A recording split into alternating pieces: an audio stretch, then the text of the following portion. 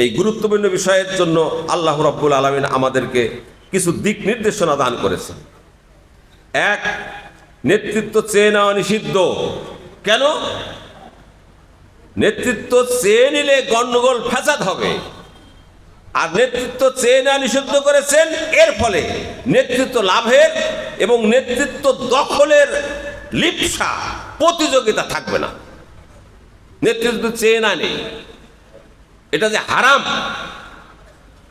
এটা যদি আমি মনের থেকে ভাবি, তাহলে আমি নেতৃত্ব নিয়ে লোভ করব না। খেলাফত দখলে, রাজত্ব দখলের জন্য আমার যে লোভ, লিপ্সা, অহংকার, এটা থাকবে না। এই জন্য ইসলাম বলছে নেতৃত্ব চেয়ে নেওয়া যাবে না। 2 নম্বর নির্দেশ হলো অল্প সংখ্যক বিচক্ষণ পরহেজগার ব্যক্তিগণের নিরপেক্ষ পরামর্শের মাধ্যমে খলিফা বা আমির নির্বাচিত হবেন, অন্যেরা সবাই তা মেনে নেবেন। কালকের থেকে চলছে পরামর্শ, কি করা যায়, কি করা যায়।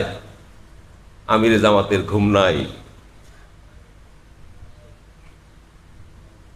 গোটা বাংলাদেশের 67টা জেলা, তারও বেশি, এই জেলার দায়িত্বশীল, তাদেরকে 2 বছরের জন্য দায়িত্ব দেওয়া কম কথা নয়। আল্লাহ তাই নির্দেশ দিলেন, শোনো, অল্প সংখ্যক লোকদের সাথে পরামর্শ করে যোগ্য নেতৃত্ব যিনি দিবেন, সবাই মিলে সেটাকে মেনে নিতে হবে। এই আয়াত থেকে সেই নির্দেশ দেওয়া হয়েছে। 3, যোগ্য থাকা অবধি যিনি দেশের প্রধান হবেন, খলিফা হবেন, তিনি স্বপদে বহাল থাকবেন যতদিন উনি যোগ্য আছেন, ইসলামের উপরে তার দৃঢ় বিশ্বাস আছে, সুস্থ আছেন, মস্তিষ্ক নষ্ট হয়ে যায়নি, সুস্থ আছেন, সবল আছেন, ততদিন পর্যন্ত খলিফা স্বপদে থাকবেন। কেননা যদি 2, 4, 5 বছর পর পর রদ বদল হয়, এ নিয়ে মারামারি, হানাহানি সৃষ্টি হবে। এই জন্য কি করেছেন আল্লাহ, যে নেতৃত্ব সুস্থ থাকা অবধি খলিফা স্বপদে বহাল থাকবেন। এর ফলে নেতৃত্ব নিয়ে দলাদলি, হিংসা হিংসি, মারামারি থাকবে না। 4, নেতা পুরুষ হবেন। এর ফলে নারীগণ নিরাপদে থাকবেন। আর নেতা যদি নারী হন, নারীগণ অশান্তিতে ভুগবেন, অপদস্থ হবেন, ক্ষতিগ্রস্ত হবেন। আল্লাহ রাব্বুল আলামিন এই 4টি নির্দেশ এই 2টা আয়াতে দান করেছে। এবার আসুন তুরুকু ইন্তেখাবুলে মারা, কিভাবে নেতৃত্ব নির্বাচন করা যায়, নেতৃত্ব নির্বাচনের পন্থা কি। 1 নম্বর হলো, নেতৃত্ব নির্বাচন করতে এ যাবৎ পর্যন্ত 4টি পন্থা, 4টি পদ্ধতি দেখা যায়। একটা পদ্ধতি হলো ওসিয়ত ভিত্তিক। পূর্বতন নেতা রাজা স্বীয় বিবেচনা মতে পরবর্তী নেতা কে হবেন তার ওসিয়ত করে দেওয়া।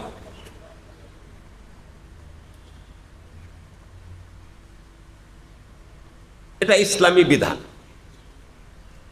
কারণ তিনি জানেন যে আমার এই রাজত্ব চালাতে, আমার এই ইমারত চালাতে কে যোগ্য হবেন, সেজন্য তিনি ওসিয়ত করে যাবেন। এটা হলো চলে আসতেছে এ পর্যন্ত একটা দিক। আর একটা হলো পরামর্শ ভিত্তিক। পূর্বতন নেতা যোগ্য ব্যক্তিদের সাথে পরামর্শ করে একজন নেতা নির্বাচন করবেন, অথবা তিনি একটি পরামর্শ পরিষদ গঠন করে দিবেন। এই পরামর্শ পরিষদ অত্যন্ত সুন্দরভাবে পরামর্শ করে লোকদের সামনে একজন নেতা উপস্থাপন করবেন, তাহলে আর কোনো গন্ডগোল থাকবে না। এই 2টি পন্থা চলে আসছে। আর একটা পন্থা চলে আসছে, সেটা হলো রাজতান্ত্রিক। রাজস্বীয় সন্তানদের মধ্যে যাকে যোগ্য অভিজ্ঞ মনে করেন তাকে পরবর্তী রাজা হিসেবে ঘোষণা দিয়ে যান। এটাও চলছে। 4 নম্বর হলো গণতান্ত্রিক পদ্ধতি। এ পন্থায় পূর্বতন নেতার কোনো অভিমত, কোনো ভূমিকা থাকবে না, বরং প্রাপ্তবয়স্ক ভোটারদের অধিকাংশের ভোটের মাধ্যমে নির্দিষ্ট একটা মেয়াদ, 2 বছর, 4 বছর, 5 বছর, এই নির্দিষ্ট মেয়াদে একটি দল বা একটি নেতা নির্বাচিত হবেন। এই পদ্ধতিটা বাংলাদেশে চলছে। এই তন্ত্র আবার, এই গণতন্ত্র আবার এক এক দেশে এক এক রকম। বাংলাদেশের সাথে ভারতের মিল নাই, ভারতের সাথে ফ্রান্সের মিল নাই, আমেরিকার মিল নাই, লন্ডনের মিল নাই। অর্থাৎ এই গণতন্ত্র যেহেতু নিজেরা তৈরি করেছে, ফলে এক এক দেশে এক এক রকম, ফলে এই গণতন্ত্রের মধ্যেও মিল নাই। আর এইটা চলছে গোটা বিশ্বে। এই গণতান্ত্রিক মহামারীর কারণে গোটা দেশে এখন অশান্তি বিরাজ করছে। এই 4টা পন্থা গোটা বিশ্বে চলছে।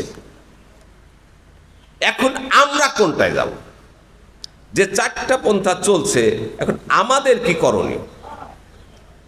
নেতৃত্ব নির্বাচনের প্রতি আনুগত্য প্রকাশন এবং সকল বিবাদীয় বিষয়ে আল্লাহ তার রাসূলের প্রদত্ত সিদ্ধান্ত চূড়ান্ত হিসাবে গ্রহণ করার নির্দেশ আল্লাহ রাব্বুল আলামিন দিয়েছেন। এখন আসুন, ইসলামী নির্বাচন ব্যবস্থা কি হবে? গণতন্ত্রের সর্বত্র সার্বভৌমত্বের মালিক মানুষ, কিন্তু ইসলামী খেলাফতের সার্বভৌমত্ব মালিক হলো আল্লাহ। এই জন্য ইসলামী নেতৃত্ব বিধান আমাদের মেনে চলতে হবে। আবার বলছি, গণতন্ত্রে সার্বভৌম ক্ষমতার মালিক মানুষ, আর ইসলামী খেলাফতে সার্বভৌম ক্ষমতার মালিক হলো আল্লাহ, যা সূরা আহজাবের বা নিসার 65 নম্বর আয়াতে, আহজাবের 36 নম্বর আয়াতে বর্ণনা করা আছে। এই বইটার মধ্যে সব পাবেন। প্রতিটি দেশেই আইন রচনার ক্ষেত্রে অধিকাংশ রায় চূড়ান্ত, প্রত্যেকটা দেশে, কিন্তু ইসলামে ওহীর বিধানে চূড়ান্ত। আল্লাহ যেটা বলছেন পবিত্র কোরআন ও সহিহ হাদিস, এইটাই চূড়ান্ত। কোনো ব্যক্তির রায় চলবে না, কারণ ব্যক্তির রায়ের মধ্যে ভুল আছে, ভুল হতে পারে, কিন্তু আল্লাহর রায়ের মধ্যে কোনো ভুল নাই। প্রতিটি সরকারি বস্তুবাদী, ধর্মনিরপেক্ষ, কিন্তু ইসলামী খেলাফত ইসলাম ধর্মের নির্দেশনা অনুযায়ী পরিচালিত হচ্ছে, এবং এইটাই সুন্দর ব্যবস্থা।